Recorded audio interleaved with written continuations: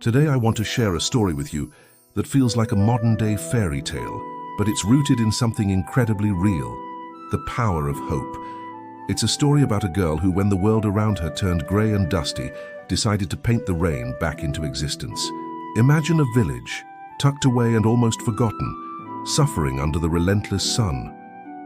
For 3 long years, not a single drop of rain had fallen. The earth was cracked, the wells were dry, and the vibrant life of the community had faded to a dull, dusty brown. In this village lived a 14-year-old girl named Anaya. Now Anaya had a passion that seemed almost out of place in such a desperate situation. She loved to paint.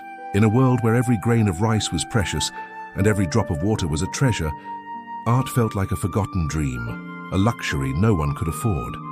Her family, like everyone else, was just trying to survive, day by day. Survival was the only art they had time for, but Anaya couldn't let go of her passion. It was more than just a hobby, it was the language of her soul. So every evening, as the sun dipped below the horizon, casting long, tired shadows, she would find her canvases.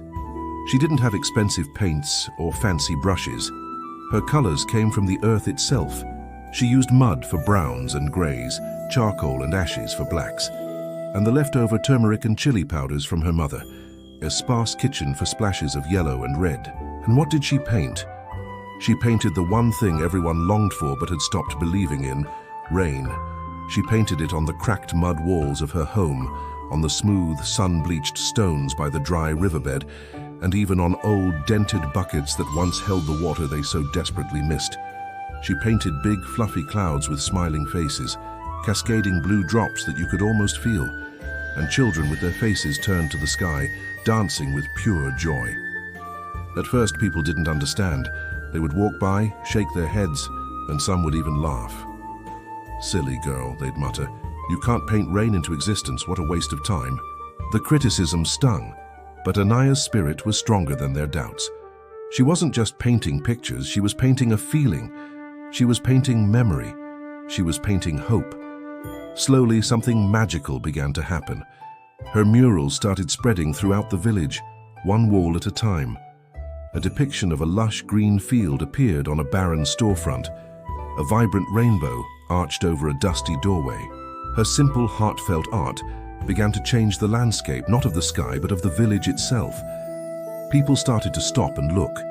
They saw the children dancing in her paintings, and they remembered the sound of their own children's laughter. They saw the smiling clouds, and they remembered the cool relief of a summer shower.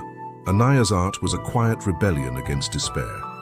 It was a daily reminder that even when the world is dry and colorless, the memory of beauty and the hope for its return can keep a community's spirit alive. Her paintings became conversation starters. Neighbors who hadn't spoken in months would gather around a new mural, talking about the before times, the times of rain and abundance. A flicker of hope was being rekindled. One hot afternoon, a journalist whose car had broken down was passing through the village while waiting for help. He was tired and frustrated, but then he saw it, a splash of impossible blue on a gray wall. He followed the trail of color and was led on a tour of Anaya's outdoor gallery. He saw the passion, the resilience, and the sheer unyielding hope painted into every single image. He was speechless. He took out his camera and his phone. He photographed Anaya's work, learned her story, and shared it with the world. He wrote not just about the drought, but about the girl who was fighting it with mud and spice. The story went viral. It touched hearts across the globe. People weren't just moved by the village's plight. They were inspired by Anaya's incredible spirit. Within weeks, the response was overwhelming. Donations started pouring in. NGOs and water conservation experts reached out. Suddenly, this forgotten village was the center of a global wave of compassion. With the funds and expertise, the community came together. They weren't just waiting for help anymore. They were part of the solution. They worked to dig new, deeper wells and install a modern, sustainable water system. And then, that summer, the sky finally broke. Softly at first, then with more confidence, the rain began to fall. It wasn't a raging storm, but a gentle, life-giving drizzle. The villagers, who had almost forgotten the feeling, ran out of their homes. They let the water run down their faces, they laughed, they cried, and they danced, just like the children in Anaya's paintings. And in the middle of it all stood Anaya. She wasn't painting. She was just standing there, her face turned to the sky, letting the real rain wash over her. The water mingled with the joyful tears in her eyes, which were shining brighter than any color she had ever used. The journalist found her and asked how she felt, seeing her painted dream become a reality. Anaya smiled, a simple, profound smile. "The rain didn't come because I painted it," she said softly. "I just wanted people to remember what hope looked like. I wanted us to remember we were worth saving." Her story teaches us such a powerful lesson. Hope isn't a passive act. It's not about waiting for the rain to fall. It's about having the courage to paint the rain, to build the dream, to create the vision, even when the sky forgets how. It's about taking action, no matter how small, to remind yourself and others that a better world is possible. Anaya didn't bring the rain from the sky, but she brought it back into people's hearts. And from there, everything else followed. Have you ever wondered what happens to that quiet kid on the last bench? The one nobody really notices, the one who never tops the exams, the one who always seems to be lost in their own world. Well, sometimes, those are the ones who dream the loudest, but in silence. This is the story of Arjun, the boy everyone forgot who grew up to become unforgettable. They called him the boy on the last bench. Every class has one, right? Quiet, almost invisible, lost behind the noise of everyone else. Arjun was that kid, thin, shy, with messy hair, worn-out shoes, and a notebook filled not with class notes, but with drawings. While other kids were scribbling down formulas, he was sketching entire cities. While the teacher was scolding someone, he was dreaming of skies. He never spoke much, but when he did, his words carried something you just couldn't forget. Arjun's school life was a quiet storm. He wasn't bad at his studies, but he never topped anything either. The top students had their shiny trophies, the athletes had their medals. And Arjun, he had a pile of pencil shavings and paper scraps. His teachers would often say, "Arjun, you'll never make it if you don't focus." He'd just nod silently, never explaining that his focus was simply somewhere else. His parents worked long, hard hours. His father was a mechanic at a small garage, and his mother was a tailor. They dreamed of a stable future for him, an engineer, maybe even a doctor. But every evening, Arjun would sit by the railway tracks near his home, sketching the trains, the stations, and the cities he had never even seen. Sometimes he'd draw the stars, not because he understood astronomy, but because he felt that's where his dreams belonged, somewhere far away, glowing and seemingly unreachable. Then one day during art class, the teacher announced a competition. The theme was simple: draw something that represents your dream. The classroom buzzed with excitement. Most kids drew rockets, fancy cars, or piles of money. But Arjun quietly took his pencil and began to draw a small boy sitting on a bench, looking at a window where sunlight was pouring in. In the corner of the drawing, he wrote a single line: "Sometimes the smallest window shows the biggest world." When the results came in, nobody expected it, not even Arjun. He had won first prize. The drawing was simple, but it was powerful. The art teacher, Ms. Reena, called him to the front of the class and said, "Arjun, you don't just draw pictures, you draw feelings." For the very first time, the entire class clapped for him. He didn't smile much, but his eyes, they sparkled, just like the stars he used to draw. After that day, something inside Arjun changed. He started to believe that maybe, just maybe, he wasn't so invisible after all. He began spending more and more time sketching, cityscapes, bridges, people, capturing little moments. But soon enough, reality came crashing back down.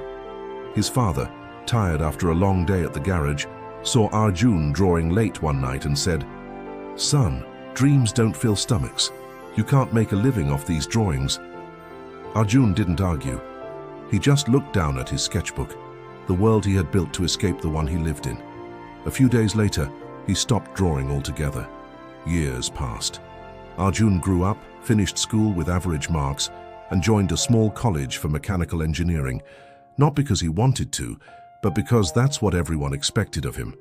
His beloved sketchbook gathered dust on a shelf, forgotten.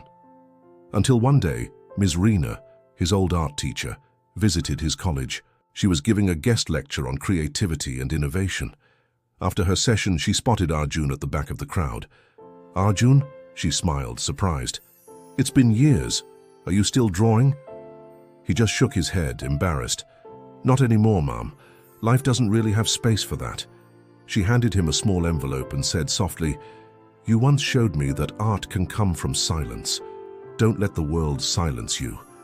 Inside the envelope was a flyer for a national art competition with the theme, "Draw the Future of Your City." He hesitated for days. Then one night, sitting under the dim yellow light of his hostel room, he finally opened his old sketchbook. The familiar smell of paper and graphite hit him like a forgotten memory. He picked up his pencil, and for the first time in years, he drew again. While others drew futuristic towers and flying cars, Arjun drew something different. He drew a small dusty street corner where children were planting trees, old men were smiling, and a mechanic was fixing a bicycle for a little boy. Above it all, a banner read, "A City of Kindness." He stayed up for nights, refining it. His friends thought he was wasting his time, but he didn't care. This time he wasn't drawing for marks or medals, he was drawing for himself. When the results were announced weeks later, Arjun's heart almost stopped. He had won first place, again. But not just that, his artwork was selected to be displayed in a national gallery in Delhi. His parents were invited to the exhibition. His mother stood in front of his framed sketch, tears streaming down her face. His father, speechless for a long moment, finally said the words Arjun had waited his entire life to hear. "I'm proud of you, son." Arjun's story didn't stop there. The competition opened doors he never knew existed. Scholarships, design internships, and mentorships followed. He moved to the city, studied architecture and design, and eventually opened his own studio. It was a small one at first, but it was filled with the same warm light that once shone through that little classroom window. Years later, when journalists asked him about his incredible success, he said something simple. "I was never the smartest person in the room. I was just the one who didn't give up on what made me feel alive." One evening after a successful exhibition, Arjun returned to his old school. He found the same classroom. The paint was peeling, the wooden benches were scratched with names, and the faint smell of chalk still lingered in the air. He walked to the last bench, his old seat, and sat down. The classroom was empty, and golden sunlight was streaming through the window, just like in his drawing. He smiled, remembering that boy looking at the sunlight. He whispered to himself, "I was that boy, I still am." Before leaving, he took out his pen and wrote on the bench, "To the next dreamer sitting here, your place doesn't define your dream." He left quietly, but in his heart he knew. Somewhere another last bench dreamer would sit there one day, staring out that same window, holding on to their own impossible dream. And maybe, just maybe, they would dare to chase it. Because in the end, it is never about where you sit in life as classroom. It is about how far your dreams can see through that window. In a small windswept coastal town where the sea sang its endless song, lived a man named Ravi. He was the town's fixer of all things. Lamps that had forgotten how to shine, radios that had lost their voices, fans that refused to turn. Ravi could coax life back into almost anything. His shop was a museum of forgotten objects, each one with a story. But for all his skill, Ravi's work was small, mending the minor fractures of daily life. No one ever trusted him with something truly grand, something with history etched into its very core. That all changed one crisp morning. The bell above his shop door chimed, announcing a visitor. An old woman, her face a beautiful map of wrinkles and memories, stood in the doorway. She carried something large, wrapped in a heavy linen cloth. With gentle, trembling hands, she placed it on his counter. It was a massive, ornate wall clock, its wooden frame carved with seabirds and waves. Its hands were frozen, its glass face clouded with the dust of decades. "It's been silent for 30 years, she said, her voice as soft as the sea foam on the shore. "It belonged to my husband." Her eyes held a distant sadness, a longing for a time that had long since passed. The clock wasn't just an object. It was a vessel of memories, a silent monument to a love story. Ravi felt a weight settle in his chest, a responsibility that went far beyond springs and gears. This was different. This was important. He accepted the challenge. For days, Ravi's world shrank to the size of that clock. He dedicated himself to it completely, becoming a student of its intricate, forgotten language. The gears were fused with rust, like old friends locked in a final stubborn embrace. The delicate hands were stuck at 2:10, a moment frozen forever. The pendulum hung limp and lifeless. His friends would stop by his shop, peer over his shoulder, and shake their heads. "It's a lost cause, Ravi," they'd say. "Some things are just meant to stay broken." But Ravi refused to listen. He saw more than just rust and decay. He saw the craftsmanship, the love that had gone into every carved detail. He imagined the steady, comforting tick-tock that must have once filled a home, marking the quiet rhythm of a shared life. Giving up would feel like admitting that those memories were lost forever, and he couldn't bear that. He worked tirelessly, cleaning each gear, polishing the clouded glass, and carefully examining every tiny component. It was a battle against time itself, and Ravi was determined to win. One night the town was asleep, and the only sounds were the distant crash of waves and the frantic scratching in Ravi's workshop. He was exhausted, his fingers raw, his eyes burning from staring at the clock's complex insides. He was on the final piece, a tiny, crucial spring that controlled the entire mechanism. With a pair of tweezers, he tried to nudge it into place. His hand, shaking with fatigue, slipped. There was a faint, heartbreaking snap. A tiny cog, no bigger than a grain of rice, broke in two. A wave of frustration and defeat washed over him. He sank into his chair, staring at the broken piece. All those days of work, all that hope, shattered in an instant. He had failed. He had broken it even more. Leaning his head against the cold wood of the clock, he whispered into the silence of the night, "It's useless." He had poured his heart into it, and it had simply fallen apart in his hands. That night, Ravi went to bed feeling like the biggest failure in town. But the morning brought with it a miracle. As the first rays of sunlight streamed into his workshop, Ravi was woken by a sound. It was faint, hesitant, but unmistakable. Tick, tick, tock. He sat bolt upright. His eyes darted to the wall clock. It was alive. The long, elegant second hand was moving. Not perfectly, no. It stuttered. It skipped a beat here and there, moving with a limp. It was a broken rhythm, an imperfect heartbeat, but it was moving. It was telling time again. He stared in disbelief. How was this possible? He hadn't fixed it. In fact, he had broken it further. Yet, against all logic, it had found a way to keep going. It was as if the clock, in its brokenness, had discovered a new way to fulfill its purpose. It was a flawed, beautiful, and utterly defiant sound. It was the sound of resilience. Later that day, the old woman returned. As she entered the shop, her eyes immediately found the clock. She saw the hands moving, heard the gentle, limping tick-tock. Her breath caught in her throat. A slow, beautiful smile spread across her face, and tears welled in her eyes, not of sadness, but of pure, unadulterated joy. She placed a hand over her heart, listening to the clock's new rhythm. "My husband," she said, her voice thick with emotion. "He always used to say that. Even broken hearts keep time differently, but they still keep it." Her words hit Ravi with the force of a revelation. He looked from her tear-streaked, smiling face to the imperfectly ticking clock, and finally, he understood. He had been so obsessed with perfection, with restoring the clock to its flawless original state. He had seen the broken cog as a failure, but he was wrong. The clock wasn't about being perfect, it was about persistence.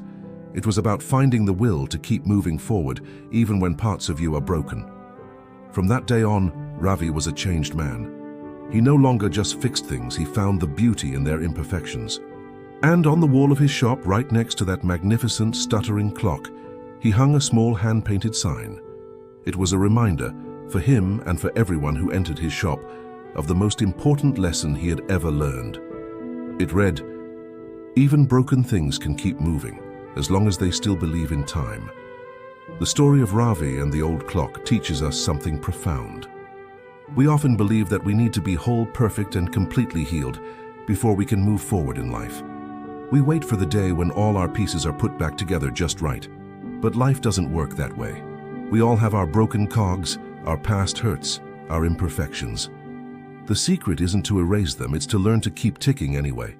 You don't have to be perfect to move forward. You just have to be willing to keep going, one imperfect tick at a time. Have you ever felt invisible? Like the world just rushes past without a second glance? That's exactly how Ramesh felt every single night. His world was the dim, flickering glow of a single streetlight near a bustling train station. His trade? Matchsticks. Tiny wooden sticks that held the promise of a spark, a fleeting warmth in a cold world. He'd sit there, a small figure hunched against the biting wind, his voice a near whisper, "Matches, get your matches here." But the symphony of the city, the roar of trains, the chatter of commuters, the honking of cars, always seemed to drown him out. He was just a part of the background, a shadow among shadows. Day after day, he saw people hurrying home to warm meals and loving families. He saw friends laughing, couples holding hands, children clinging to their parents. For Ramesh, home was a cold, empty corner, and family was a distant memory. The coins he collected were barely enough for a stale piece of bread. Yet in his heart, he held onto a sliver of hope, a tiny ember that refused to be extinguished by the harsh realities of his life. He believed, somewhere deep down, that one day his spark would find its purpose. He just never imagined it would be on the coldest night of the year. The winter had been particularly brutal. A chilling wind swept through the station, carrying with it the scent of rain and despair. The usual crowds had thinned, leaving the platform eerily quiet. Ramesh shivered, pulling his thin, tattered shawl tighter around his shoulders. His fingers were numb and his stomach rumbled with a familiar ache. He'd only sold a few boxes all day. It was one of those nights where the cold seemed to seep right into your bones, freezing not just your body, but your spirit. He counted his meager earnings, just enough for a small meal, and wondered if he'd ever escape this cycle. As he prepared to pack up, a sound pierced the silence. It wasn't the rumble of a train or the blare of a horn. It was a soft, heartbreaking sob. He looked around, his eyes scanning the deserted platform. There, huddled in a dark corner, was a little girl. She couldn't have been more than 6 years old, her face streaked with tears, her tiny body trembling uncontrollably. She was lost, alone, and terrified. Her thin dress was no match for the biting cold, and her cries were lost in the vast, indifferent night. In that moment, the world of hurried commuters and distant trains faded away. There was only him, the flickering streetlight, and this small, shivering child. His own hunger and cold were forgotten. Something stirred within him, a protective instinct he didn't know he possessed. He walked over slowly, not wanting to frighten her. "Are you okay?" he asked softly. The girl just looked up, her eyes wide with fear and confusion. She couldn't speak, only shiver. Without a second thought, Ramesh took off his own worn shawl, his only real protection against the cold, and gently wrapped it around her. It wasn't much, but it was all he had. He knew he had to do more. He looked at the boxes of matchsticks in his hands. These weren't just for sale anymore. They had a new purpose. He gathered some dry twigs and discarded papers from a nearby bin, arranging them into a small pile. With a steady hand, he struck a match. The tiny flame flickered to life, a fragile beacon in the overwhelming darkness. He carefully lit the kindling, and soon a small crackling fire began to grow, casting a warm golden glow on their faces. He looked at the little girl, who was now staring at the fire, her sobs subsiding. The warmth was slowly chasing the chill from her small frame. Ramesh smiled, a genuine smile that hadn't graced his face in a long time. "This light," he said, his voice gentle but firm. "This light is for you. It will keep you warm and safe until we find your family." He sat with her for hours, feeding the fire with his precious matchsticks, one by one. Each spark was a promise, a testament to the fact that even in the darkest of nights, a single act of kindness could create a world of warmth. A week passed. Life for Ramesh returned to its usual rhythm. The memory of the little girl and the fire was a warm spot in his heart, a reminder that he could make a difference, however small. He was back under his streetlight, selling his matches, when a polished black car pulled up beside him. This was unusual. People in cars like that didn't buy matchsticks. A man in a sharp, expensive suit stepped out, his eyes scanning the area until they rested on Ramesh. He looked worried, but relieved. The man walked directly to him. "Are you the one?" he asked, his voice filled with emotion. "Are you the one who helped a little girl here last week? The one who gave her a shawl and built her a fire?" Ramesh, startled, simply nodded. The man's face broke into a grateful smile. "I've been looking for you all week," he said, his voice thick with gratitude. "I'm her father. You saved my daughter's life." He explained how his daughter had wandered off during a moment of distraction, and how by the time they found her, she was safe and warm by the fire Ramesh had built. The doctors said that without that warmth, the night could have ended very differently. The businessman, whose name was Mr. Verma, was one of the most famous industrialists in the country. He couldn't thank Ramesh enough. He handed him a crisp envelope. "This is for you," he said. "It's the least I can do." Ramesh hesitated, but Mr. Verma insisted. "You didn't just give my daughter warmth," he explained. "You gave her hope. You showed her that there is goodness in the world." Inside the envelope, Ramesh found something that would change his life far more than any amount of money could. It was a letter confirming a full scholarship to the city's best engineering college.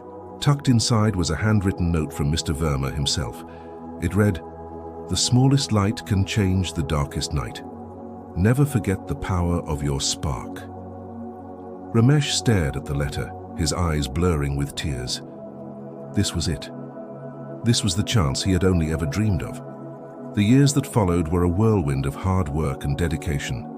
He poured himself into his studies, fueled by the memory of that cold night and the opportunity he had been given. The boy who sold matchsticks was now acing exams in thermodynamics and electrical circuits. He never forgot where he came from. He never forgot the feeling of being cold and invisible. And he never forgot the power of a single, simple light. Years later, Ramesh was no longer the boy under the streetlight. He was a brilliant electrical engineer, a leader, and an innovator. But his mission remained the same, to bring light to those living in darkness. He founded his own company, a non-profit organization with a powerful vision. He named it the Matchstick Foundation. His company didn't sell matches. It designed and distributed affordable solar lamps to impoverished villages across the country, places where electricity was a luxury and darkness fell like a heavy blanket every single night. He traveled to remote corners of the nation, places forgotten by progress. He saw children trying to study by the faint, smoky light of a kerosene lamp. He saw families finishing their dinner before the sun went down because they had no other choice. And in every village, he and his team would install their solar lamps. As dusk fell, he would watch as one by one, homes lit up. The soft, steady glow of the solar lamps replaced the darkness, bringing with them safety, the opportunity for children to study, and for families to gather.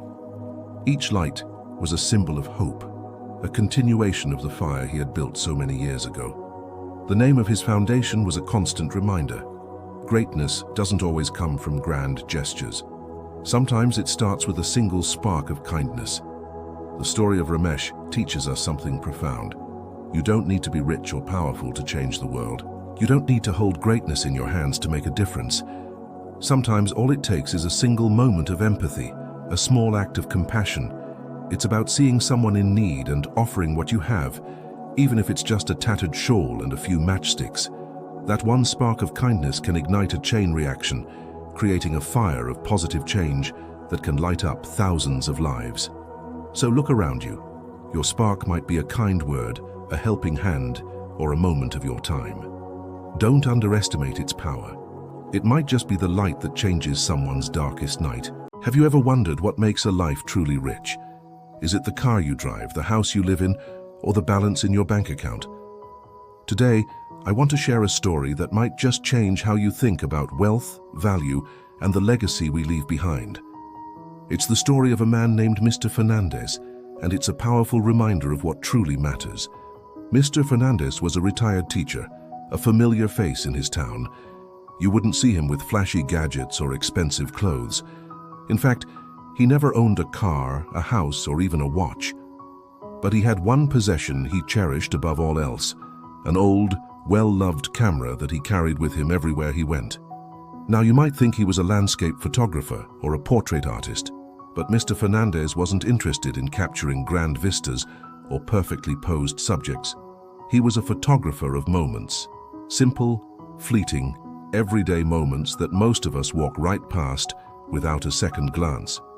He had an eye for the extraordinary and the ordinary. He'd raise his camera to capture the image of a small child instinctively reaching out to help another who had stumbled. He'd click the shutter just as an elderly couple, sitting on a park bench, erupted into shared laughter over a private joke, their eyes crinkling with decades of shared memories. He'd document the quiet compassion of a stranger, pausing their busy day, to kneel down and feed a stray, hungry dog. These were his treasures, not grand events, but tiny acts of humanity. He was a collector, not of things, but of goodness. He saw the world not just as a place, but as a tapestry of emotions, connections, and silent acts of grace. For decades, he walked the streets of his town, his camera a silent witness to the best parts of our nature. When Mr. Fernandez passed away peacefully at the age of 82, his family began the somber task of sorting through his humble belongings. They didn't find stock certificates or property deeds. Instead, they found boxes. Dozens and dozens of dusty cardboard boxes stacked high in his small apartment. And inside these boxes, a lifetime of work, thousands upon thousands of black and white photographs. As they began to look through them, they realized this was more than just a hobby. It was a philosophy. On the back of every single photograph, in his neat, careful handwriting, Mr. Fernandez had written a small note. But these weren't dates or locations in the traditional sense. One photo of a handshake between two men who had been arguing just moments before was labeled simply, "Forgiveness, 1992. Another, showing a young student's face lighting up as a teacher explained a difficult concept, was captioned, "Understanding, 1985. A picture of a lone flower pushing its way through a crack in the pavement read, "Hope, 2001. He had catalogued the very virtues that bind us together. Kindness, 1989. Courage, 1995. Joy, 2005. It was a breathtaking archive of the human spirit. His family knew this collection was too precious to keep to themselves. This wasn't just their inheritance, it was a gift to the entire community. They approached the town council, and soon an exhibition was arranged at the local town hall. They called it the Fernandez Legacy. Word spread quickly. At first, a few curious neighbors came, then their friends. Soon, people from all across the city were lining up, drawn in by the buzz. They walked through the gallery in a hushed reverence. The images were simple, yet incredibly powerful. A young businessman, always rushing, stood mesmerized before a photo of two people just sitting in silence, enjoying each other's company. An older woman teared up looking at a picture that reminded her of a kindness her late husband had once shown a stranger. For every person who walked through that hall, the photos weren't just images of strangers. They were mirrors. They reflected back a part of themselves, a memory, a feeling they had perhaps forgotten in the hustle of modern life. The exhibition became a pilgrimage site for the soul. It reminded people of the simple goodness that exists all around us every single day if we only take a moment to look. It was a powerful antidote to the often negative news cycle, a testament to the quiet, resilient kindness of ordinary people. In the very center of the gallery, among all the photos of shared smiles and helping hands, his family had framed a single piece of paper. It was a note they found on his desk, a summary of his life's philosophy. It read, "Collect moments, not money, because time will steal one but never the other." Think about that for a second. The things we chase, money, possessions, status, they are all vulnerable. They can be lost, they can be broken, they can be stolen by time. But a moment of true connection, an act of kindness you give or receive, that becomes a part of you. It lives on in memory, in the impact it has on others. It can't be taken away. The story of Mr. Fernandez teaches us a profound lesson. True wealth isn't measured by what you accumulate and keep for yourself. It's measured by what you notice, what you appreciate, and most importantly, what you share with the world. His legacy wasn't in a bank vault. It was in the hearts of everyone who saw his photographs. He left his entire town, and now all of us, richer in a way that truly matters. So, the next time you're out and about, maybe try to see the world through his eyes. Look for those small moments of connection, of compassion, of joy. Maybe even capture them, not necessarily with a camera, but with your heart. Because those are the treasures that will last a lifetime. That is the richest legacy of all. Thank you so much for spending this time with me today. If this story resonated with you, please hit that like button and subscribe for more content that I hope inspires and uplifts. And I'd love to hear from you in the comments. What is a simple moment of goodness you've witnessed recently? Let's share and collect these moments together. Until next time, take care.